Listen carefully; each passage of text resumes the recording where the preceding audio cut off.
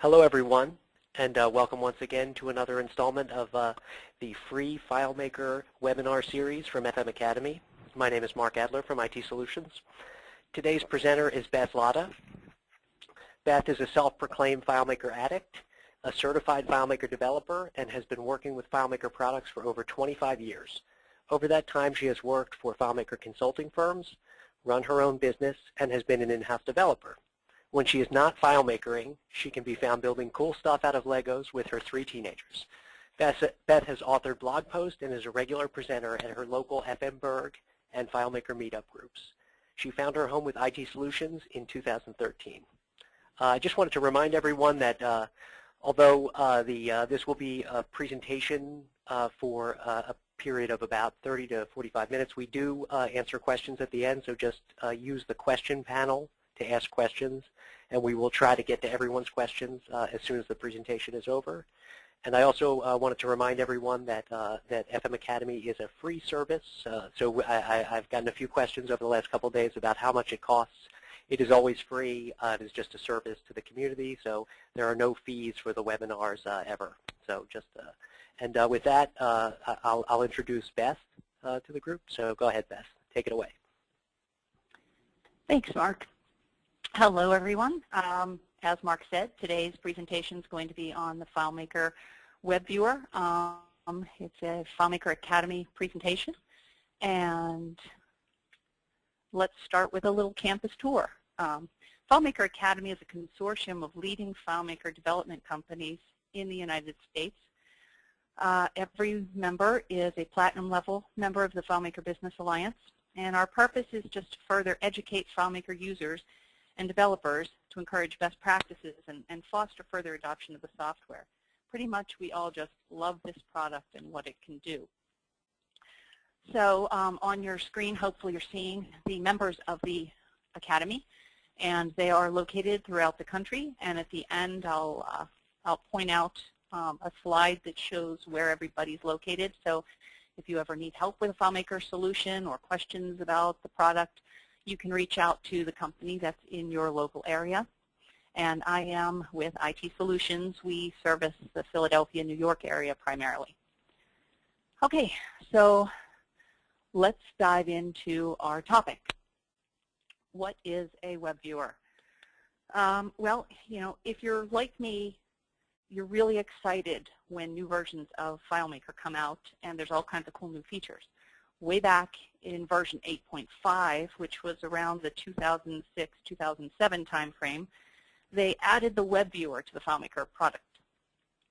I didn't have a chance at that time to start playing with it because I was working on other projects and nothing really needed that cool functionality. So it took me until about FileMaker 11 before I started playing with the web viewer. But now that I've got an idea of what it can do, I really love it, and I'm always looking for new ways to use it. So we'll, see some of those examples and talk about that more. So what the web viewer is, it's pretty much an object in FileMaker that provides a window into the internet. So instead of having to open up a separate window in a web browser, you can look at things that are in the internet directly within your application. But you can do more than just look at them. Even though it's called a web viewer, if you specify it, FileMaker will allow you to actually interact with the web content and not just view it. You can pass parameters to it and it will give you results back. You can do searches and all kinds of cool things. So here are the real basics of adding a web viewer object. Just like any other object in FileMaker, you're going to go into layout mode, and there is a tool for that. So in your tool palette, you would pick the web viewer tool, which is highlighted in the red box on your screen. Once you've selected that tool, you drag a rectangle on your layout where you want the web viewer to appear. Before it even shows you on your layout where you put it, you're going to get a web viewer setup dialog box. In that dialog box, there are different areas of information. So the first thing we're going to highlight is choose a website. That list is a list that comes with FileMaker. Those are commonly used websites that you can interact with, and you can select from that list. So you can see, you know, Google Maps. There's a US, a Canadian, the UK version. There are Google searches. There's a FedEx website, and these things are just, this is just kind of an example for you of what exists, and these are kind of ready to go. Now, once you've selected one, in this case Google Maps is the selected one, then you have an area on the right that allows you to specify parameters that will go with whatever you've selected. So in this case, you've selected Google Maps. It's going to assume that you have map fields in your database, that you've got an address, a city, a state, a zip code, a country, and so on. And you're going to use that right side of the web viewer setup to specify what the fields are in your database so that that information can be passed dynamically. Down at the bottom of that area, it will show you what the web address is. It's basically showing you what you're passing as a URL to a web browser, okay? And it's got, you know, the appropriate tags for fields and so on in there. The bottom area has some checkboxes that help you specify how the web viewer is going to behave. Now you can notice display content in find mode is turned off by default. I don't think I know of a reason you'd want to have it on, but I suppose you could. You know, generally if you're in find mode, you're searching for something. So if you had a web viewer on the screen, for example, that was showing you a FedEx tracking number, that might be confusing if you were searching for something else. So that one is off by default, but the other ones, you know, are often turned on or off depending on your needs. You might want to, and often will want to, allow interaction with the web viewer content so that you can click on links in the viewer. You can scroll through the web viewer area, and so on. Progress bars and status messages can be helpful if you get to a website that takes a bit to load. So your web viewer object isn't going to draw anything right away. You're going to see a progress bar or a status message that helps you have a sense of what's going on and know that things are still happening. Automatically encoded URL, you generally do want to keep that on because that's FileMaker's way of making sure whatever you've built in that web address is written in a way that the web can interpret it. Okay, and then you're going to click OK once you've set up what you want to do. Now these are just screens in a PowerPoint at the moment. We'll actually go through this when we get into the demo in a few minutes. But once you hit OK in your web viewer setup, then you're going to see on your layout the handles around the object that you've drawn, and you can position it and size it the way that you need to. Oh, and one last thing in the web viewer setup.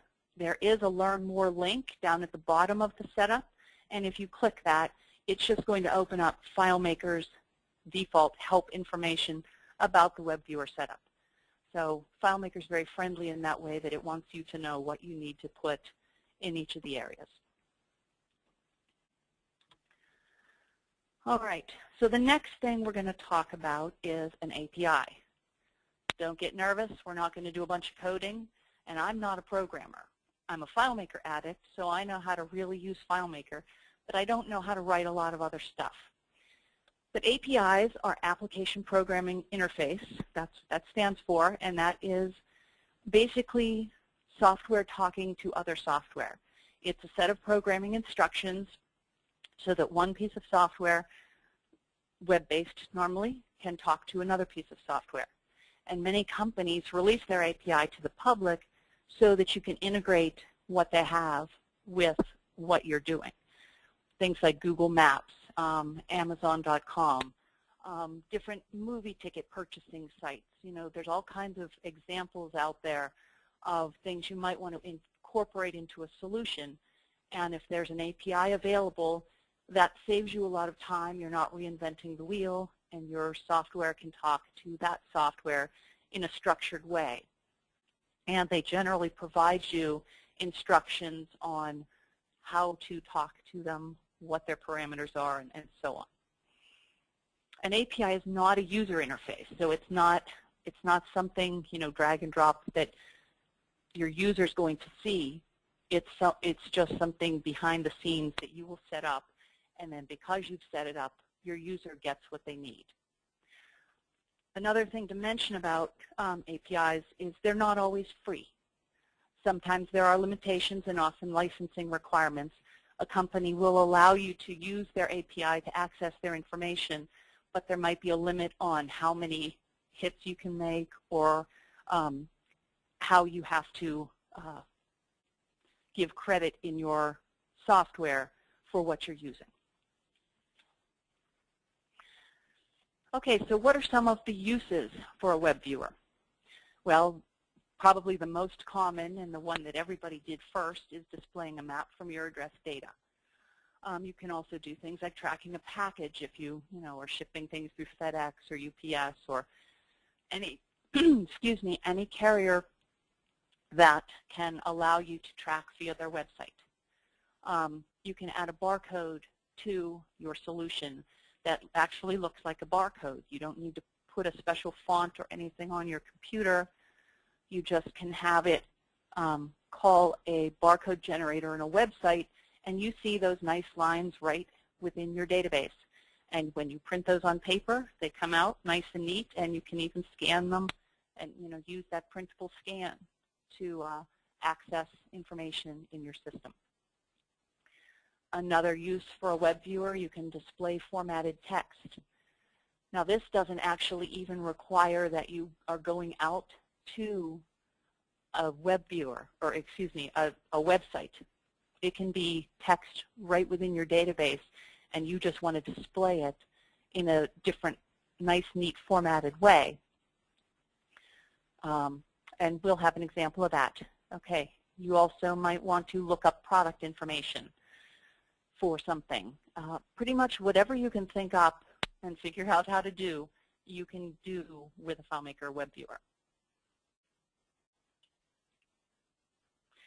All right, so that's kind of my spiel. Now we're going to jump in and actually put some web viewers into a database and play with them and look at some of the differences and areas that you might want to pay attention to.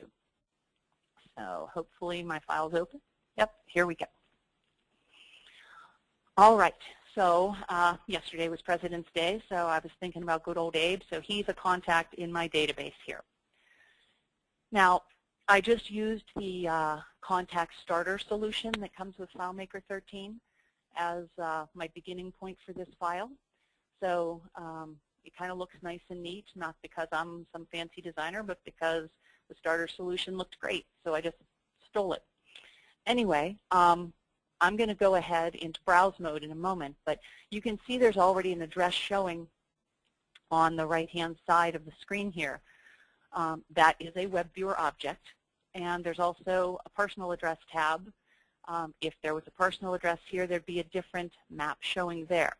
We'll talk about those more in a minute. I just wanted to point out that that actually is a web viewer already ready to go.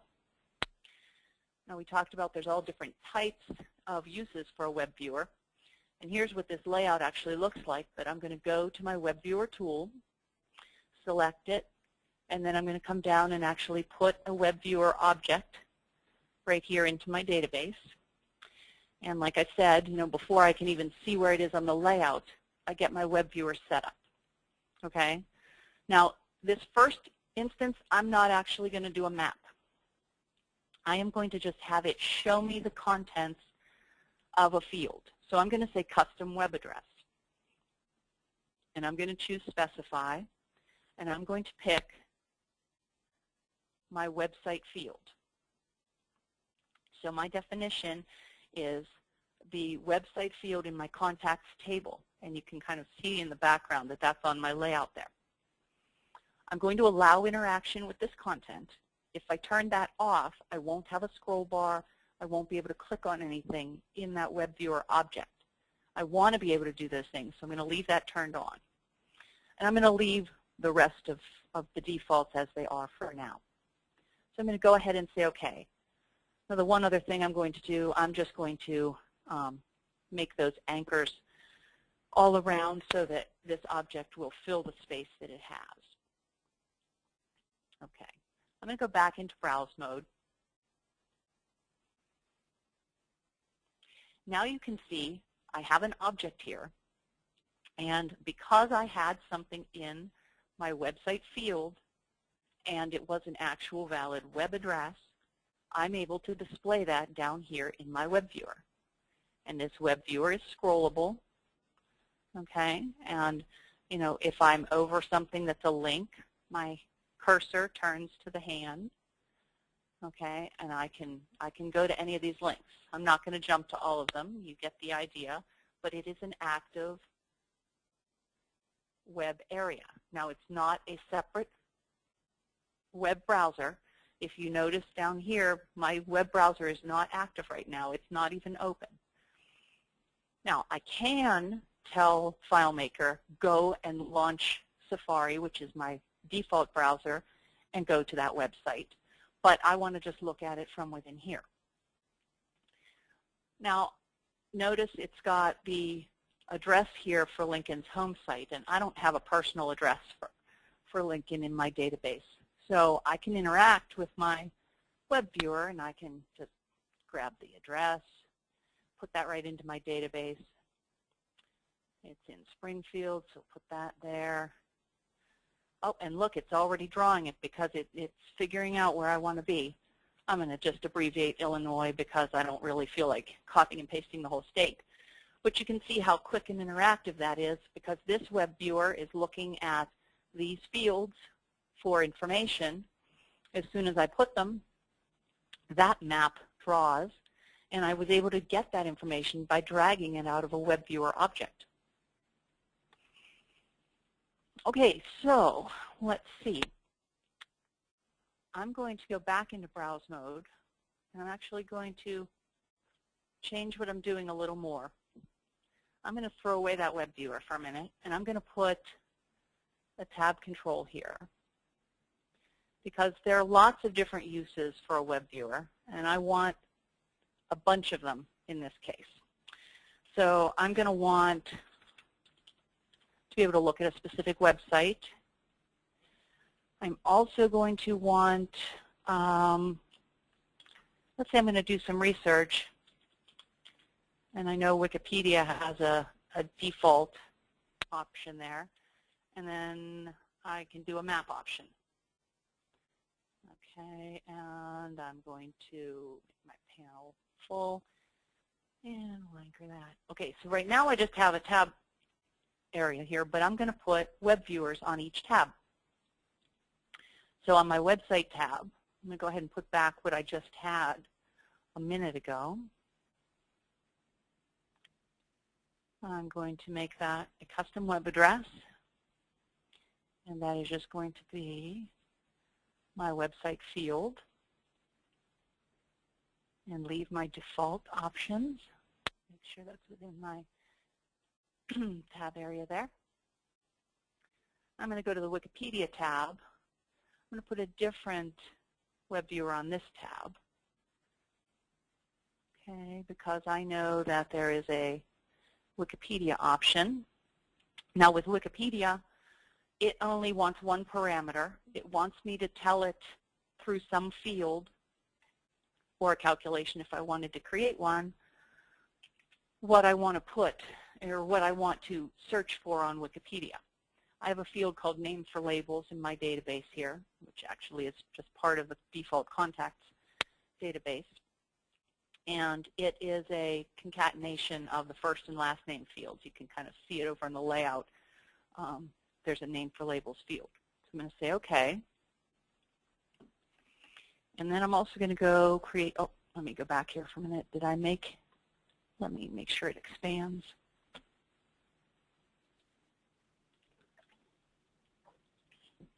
All right, and one more. I'm going to just use the default Google map that is part of FileMaker's list of ready-to-go choices. And I'm going to specify what fields I want to point to. And I think I'm going to use, let's get down to the work address.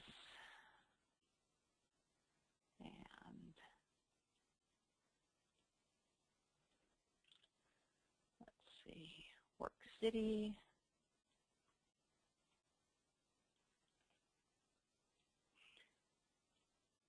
And work state.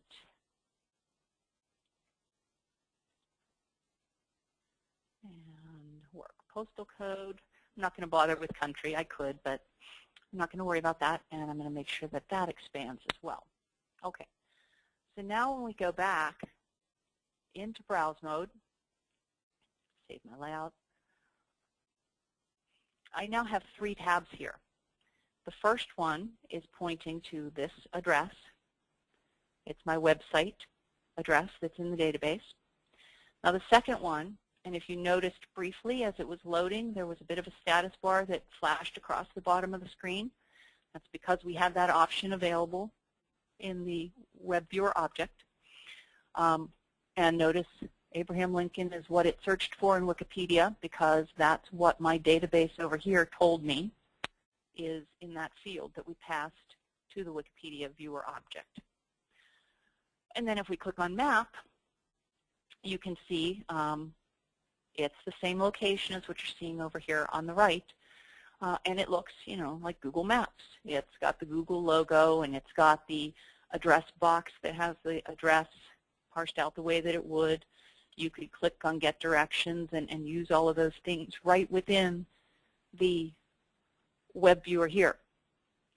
Now, what you might be noticing is I used what FileMaker has as the Google map, just kind of built in. And you're seeing all this extra stuff. You're not just seeing the map. But over here on the right-hand side in the template file, you're seeing just a nice, neat map, none of the extraneous stuff. Okay, I'm going to show you why that happened. Let me go back into layout mode here, and we're looking at the map tab. So here is what my web viewer says. It's got the local Google Maps address, and it's got the different parameters pointing to the address fields and so on. Well, if you look over here, this is the web viewer that creates that work address. It says get map, and then there's some parameters in there. Well, if you've been using FileMaker at all, you'll know that that's actually a function. And in this case, it's a custom function. Okay, this is where an API can come into play. So we're going to go look at the custom functions. And again, this actually shipped with FileMaker. So this custom function is in the contacts file that you have if you're using FileMaker 13. So you can go in here and take a look anytime you want and try to understand what it's doing. Okay, I'm going to edit the getMap function. And it can be a little intimidating if you've never touched any kind of code. But hopefully I'll be able to help you understand it a little bit. It's really not as scary as it looks. Okay, there's a let statement here that pretty much is just figuring out what all of the variables are going to be for your address. Okay, we're going to ignore all of the lets for a minute. We're going to look at this part because this is what looks the most like what you saw just in the built-in web viewer. It's calling this URL, but notice it's calling the API. Okay, Google Maps has an API, and they actually have, you know, a published list of what the things are that you can put into the API. And when you pass those parameters, then you get the results that you want. Okay, so there's a zoom. There are markers. That's that little pin that shows up on the map. There's the size, which is the physical dimensions of the object that you're going to view. There's a map type. This is set to road map right now. Okay, now what if I set this to satellite? Hopefully I spelled that correctly. I'm going to change that. I'm just going to save that custom function. And we're going to go back here and look again for a minute. And notice that I'm still seeing the same map, the same size, still seeing the marker, but now I'm not seeing a road map. I'm seeing the satellite view. Okay, So by using, oh, let me switch to the Map tab as well just so you can compare side by side. Because I'm using the API instead of just the default Google Web Viewer object, I can forego all of the extraneous stuff and just have the specific map that I want without all of the logo and the directions and the advertising or whatever else, any of the other objects around this that I see in the default piece. And I'm just focusing on the map itself. And it's at the zoom level that I've given it, that I've passed it as a parameter. And I'm seeing it, in this case, as a satellite instead of a road map because I passed that parameter. Okay. Yeah, I don't think I need to go back and set that back. Let's see. But personal address, because I changed the custom function and both the work address and the personal address are using that same custom function, this is showing up as a satellite as well. Okay. All right. I think that's a pretty good overview of the mapping piece. So I'm going to move on to some other examples of web viewers.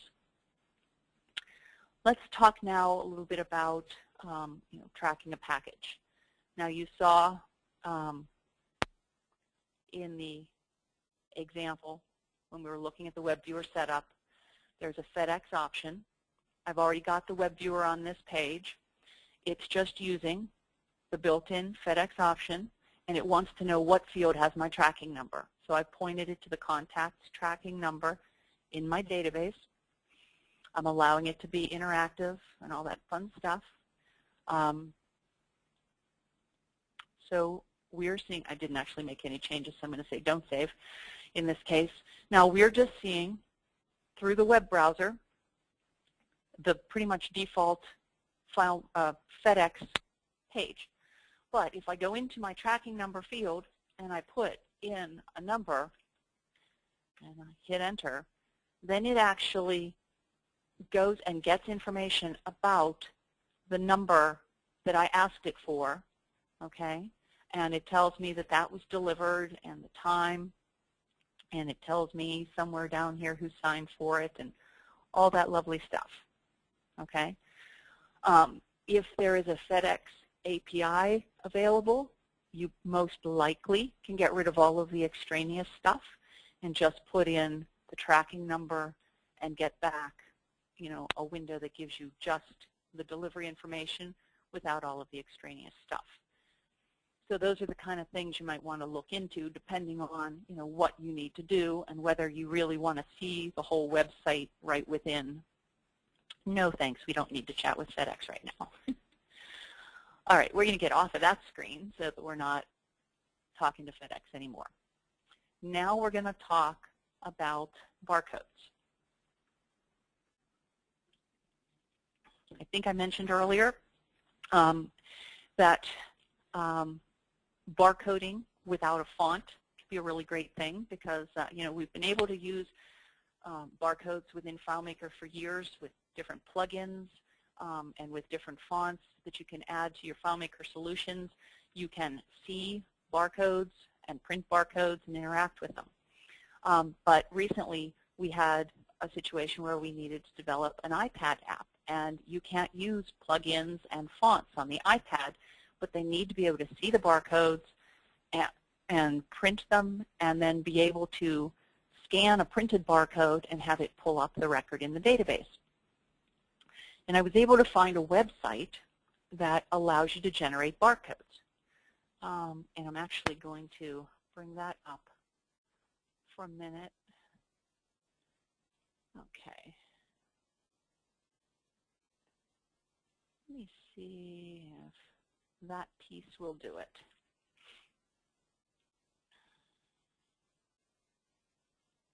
We're just going to take away all the rest of this for a minute and see if we can see enough of the website. Okay, good. Let me do one more thing. I'm going to expand this so that we can see the whole page. Okay, so there was a website that I went to, and it said, oh, make a barcode online for free. So I said, yep, that's what I want to do. Now, notice I'm kind of clicking around here. Nothing's happening. Well, that's because I had that object on there already, and in my web viewer, I did not allow interaction with the web viewer. I'm going to turn that back on for this. And barcodesinc.com, by the way, is the website that let me do this. Okay, so now when I click in here, it's an active link. Okay, so I can type whatever I happen to want to barcode. So I'm going to barcode my name. I'm going to say generate barcode. Okay, and so it just generated a barcode. And I say, okay, I'm going to link this. So I can come in here and I can copy the content of this link. Okay? So you'll learn, as you learn to read URLs on websites, okay, you'll see what they look like and kind of get the sense for how to interact with them. All right, so I'm going to change this now to be what I just copied. So instead of seeing that whole website, I'm going to see just the link that I copied, okay? And you can see in there it's got the web address, and then it's got some PHP, and then here's the value that I typed in. So that's what it's going to convert to a barcode. And then there's a style and a type and a width and a height and a font and so on. Okay, it's telling me this can't be found. That's just because I did not wrap everything in quotes. So I'm going to wrap everything in quotes because that's what we need to do to pass it properly. We're going to say OK.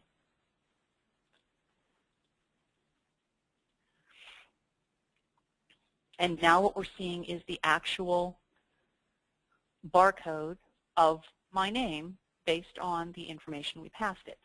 Now that's not the same barcode we're seeing up here. This barcode that we're seeing here is based on the tracking number.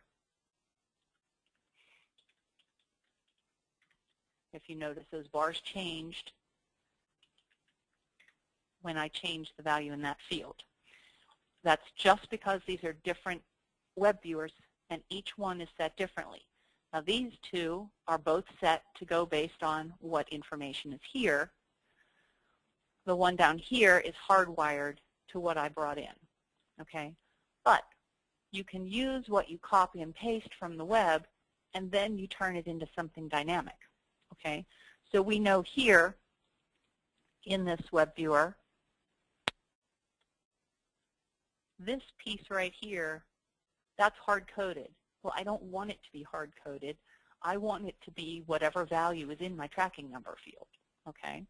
So when I come in here and I find that, select it, I'm just going to put some quotes and my concatenation symbols. So I'm basically blocking off this as one chunk of code, and this is another chunk of code. And in between there, I'm going to put my field that I want to reference. And so now it's going to know to take whatever is in my field and translate it based on that web address. Okay.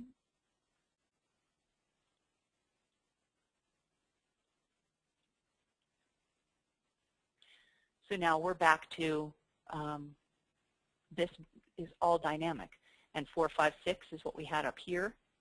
So that's what we're seeing down here. I could put my name, and it will barcode my name.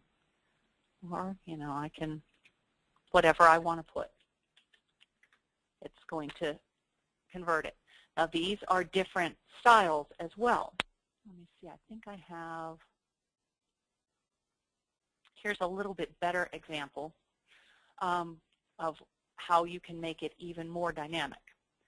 These are two different web viewers, both pointing to the same field of data, okay? But they are designed just slightly differently. They're both pointing to the contacts tracking number, but this one says style 68 and type C128B, okay? But down here, instead of style saying 68, I'm actually pointing to a field called contacts WV for web viewer style. And for type, I wanted to look at web viewer type. So I've got these fields in my database that will let me play with my results. So you kind of learn to take a URL apart and look at it and find the patterns and the things that might be changeable. Okay, so down here in the big area at the bottom, you know, I can just change the width and the height if I want to, and it's just going to make it bigger. Or I can change the font, and you know, there's some experimentation involved to figure out what's going to happen when I do this.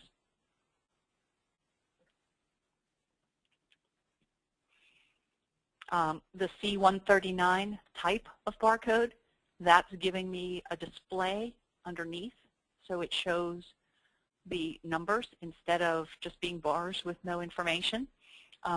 You have to do your research sometimes, and you know, go out to the web and find out, you know, what are different barcode types, and then you change it to the type that you want it to be, and you know, you should get, oh, that was a style, not a type. So there's the C128B. Okay. And actually, it's probably the style that cares about the numbers. Yeah, it's the style, not the type. So, you know, it's a learning process to dissect a URL that gives you what you want and then make it dynamic so that you can point it to the data in your database and make it do what you want it to do.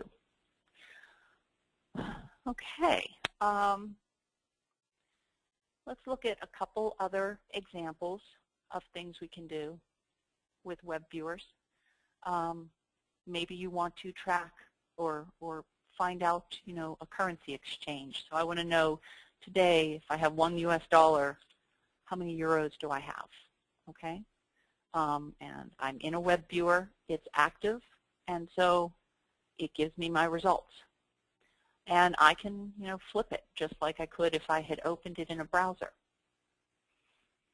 And I can, you know, hit the button that's in there and say, okay, I want to see Canadian dollars instead. You know, and there you go. I'm getting my information. Now, again, it's one of those things where you can look and see if there's an API out there. If all you want is to be able to point to your own fields in your own database and say, you know, here's my number and here's my currency type, then there are most likely APIs out there that would let you do that, and then you don't have all of the background that you're seeing here. Because right now we're seeing this whole website. We're not just seeing the field of information that we want. But again, the web viewer lets you look into it. I'm going to go back to the barcode sample for 1 minute and point something out. Notice when I'm clicking on these barcodes, there's no interaction here. This is a perfect example of when you don't want this to be interactive. You don't care about a progress bar. I mean, a progress bar or status message might not hurt, just so if it's taking a while to draw, you can see that it's doing something. But you definitely, in the barcode case, don't want to interact with the web viewer content. You just want it to draw basically the picture for you. And so with that turned off, you're not actually clicking on anything and changing anything. You're just getting a printable object on your screen. Okay, so here's another thing that you can do with a web viewer that doesn't actually require that you go out to the internet. This is a web viewer object, and if you notice, Abraham Lincoln is data that's in my database. And 1600 Pennsylvania Avenue, Washington, D.C., well, that's the work address at the White House. If I go into layout mode and look at my web viewer, again, I'm using a custom web address, which means I'm writing my own code to pass in the web viewer here. I'm not actually going to a website. There's no HTTP, there's no URL. I'm putting HTML code in here. Now, I'm not an HTML programmer. I know just enough to be dangerous. I just know that it's a language all based on tags, and everything has to start with HTML, and end, with the little the slash HTML. So you've got your start and stop tags on everything. And this is really the data right here. Everything else is just a programming tag. So if you're familiar with HTML and you want to make your data look pretty, you can put some CSS in here. You can go crazy however you want to make it look, and it will be formatted all nice and neat, which can be a really nice thing in FileMaker, because even though we've got merge fields now and sliding objects and things that you can do to make a layout look nice, a lot of times, for reporting and things, you just can't get things to look as pretty as you'd like them to. So this kind of gives you an ability to get creative if you have those skills in your toolbox. So in this case, I just told it I want what's in my name for labels field, which we know is over there on the layout. And I just put a bullet in between just to make it look pretty. And I told it I want my address for labels field, which is a formatted version of my work address. And I gave it, I told it I wanted a particular color.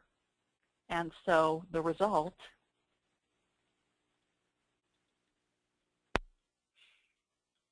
is the name and the address with the bullet. And if I look at other data in my database, well, there's George with his bullet point, but no address for him because he didn't work at the White House that we know of now. There's my name and my work address, so it's all dynamic based on the data in my database, but it's not actually going to a website anywhere.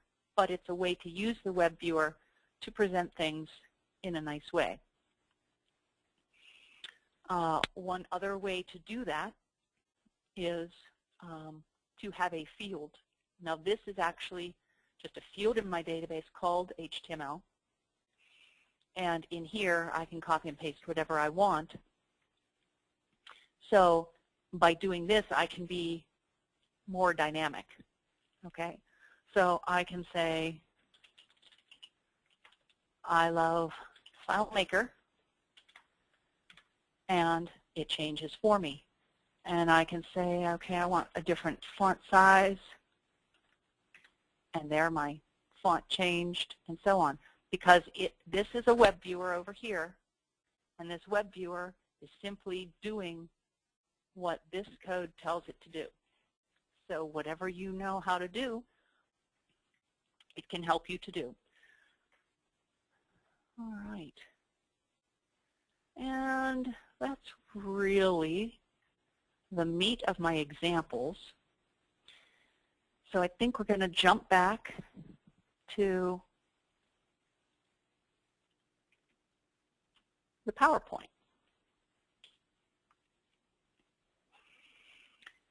So we've talked about how to add a web viewer object to your layout. We went under the hood a bit to demonstrate maps, both with and without using an API, how to incorporate a barcode that you generate on a website and display it within your database, how to track a shipment, use HTML text, look up a currency rate, and so on with a FileMaker Web Viewer. We briefly talked about what an API is and how you might want to explore how that can work in your solutions. and hopefully answered a lot of your questions about getting started with the web viewer. What you can do with FileMaker and the web viewer is really just limited by your imagination and what tools and technologies you're willing to explore. In putting together my presentation today, I looked at the FileMaker white paper on the web viewer. That's actually a bit outdated because it's back from the original version of 8.5, but the FileMaker website and forums have tons of information about web viewers. There's a link to creative tips for using web viewers. And I've got a link on there that leveraging an API for conferencing. I don't really care about conferencing. We didn't talk about that, but what I like about that particular link is just that it has a good plain English explanation of what an API is and beginning to understand how to use it. So at this point, I think we want to see if you have any questions for us. All right. Mark Adler, back on the call. We have a lot of questions, and honestly, some of them are pretty advanced. So this is a highly advanced group of web viewer users that we're encountering today. So one thing I did want to mention, because a lot of the questions focus on, and we'll try to get to everything, focus on either consuming the content of a web page once it's retrieved, so doing stuff to it, finding things in that web page, and also potentially manipulating it. So there are two functions, and Beth, you touched on it with the data URL, but so the getLayoutObject attribute is a function in FileMaker that will allow you to retrieve the source HTML that comes into that web viewer, and then the data URL will allow you to spit back out potentially manipulated HTML. So I don't think we have an example. It's actually pretty advanced, so I don't know that we have an example of that today, but you can read in a web page and then manipulate it. And so you could modify the HTML, you could resize things, you could do a lot of stuff, frankly, and then sort of redraw that how you'd like. Those are two pretty powerful functions. That pair of commands, again, it's the getLayoutObject attribute, which will allow you to get the source of the web viewer, meaning the content, the HTML content, and then the data URL to spit that back out again potentially. So I did want to mention that because a lot of these questions are sort of around that particular topic. So the first question we have is someone is trying to use to scale an image in the web viewer. I would say that that would be a good use of possibly reading in the end URL of that image and potentially rewriting the HTML to resize the image on your way in, or another thumbnailing technique. What version of FileMaker Advanced is being used for the demo, Beth? I think that was 13. That's version 13. Yep. How can you regulate the size of returned content in the web viewer? So I guess resizing the page, for example, I guess would be that question. Well, I'm kind of hearing that in a couple of different ways. You certainly can get a lot of data back, more than what's visible on the screen. So you certainly would want to think about what you're asking for and how much data you are getting back. I'm going to jump back into the database for a minute just to show you, this particular screen. I have one tiny little phrase here, so I've got a whole lot of space. If I were to resize my database, that I've got anchors set so that that is visually resizing based on what I have in here. So let me just, and it sounds like this crowd is probably more advanced, so I hope this isn't too boring and basic, but I'm just going to give you a whole bunch of data here just to show you. Let's see, I put no spaces, and so it can't deal with that. So let me put some spaces in between my words here. and then it should hopefully, there we go, it'll reflow a little bit. So, just the anchoring of your object will let you see different amounts of data in your results. So, that's one thing. But if the data that's being returned, is too much for what you can see, then you want to look at things like what Mark was saying about, using the getLayout object attribute to get your data out. You can potentially parse things into separate fields. You might be getting a lot of different data that you want to separate. So based on the tags in your data, you can say, okay, this line is a title, this line is a description. Maybe you're gathering data that has cost information, so you find the part that is the dollar amount and put that into a field. So, the answer to every question anyone's ever going to ask is really, it depends on what you're trying to do. So one question that came up a couple times, and then another participant answered it. Yes, that answer is correct. So what browser does the web viewer use? And it is Safari on Mac OS and IE Internet Explorer on Windows. Then there's another question about getting the website to fill the full size of the viewer. A comment, it was very useful. Actually, we will post this on the post-webinar blog and credit this gentleman mentioning some ways you can use MapQuest for some of the same stuff you use Google Maps for, but with advanced functionality. A question, can you zoom in on the map or satellite views? You can, and that's part of that API that we talked about. Well, there are two things there. Let's go back to a map view. Excuse me, a map view for a minute. Let's see, was it on this screen? This particular one over here, oh, and I just clicked on it. This is the built-in map that was part of the contact solution starter file. Excuse me, and they have that set up as a button, so when you click on it, it actually opens in a web browser. So that's what just happened there. Excuse me. But if we were to go over here to the interactive one, okay, and I'm looking at, I am using my scroll wheel right now, and you're hopefully seeing that the map is redrawing. Okay, I'm just using my scroll wheel right on my mouse.